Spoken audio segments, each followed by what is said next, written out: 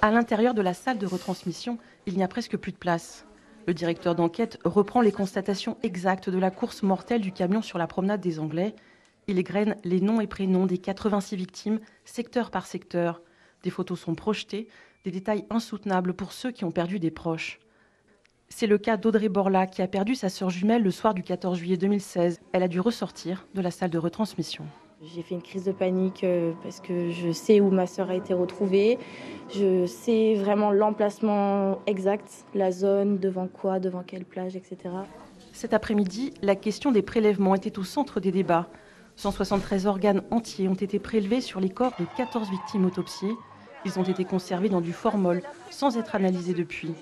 La directrice de l'Institut médico-légal de Nice explique qu'il s'agit de prélèvements importants pour savoir si le décès a été immédiat ou retardé, si la prise en charge des secours a été assez rapide. L'assistance est choquée.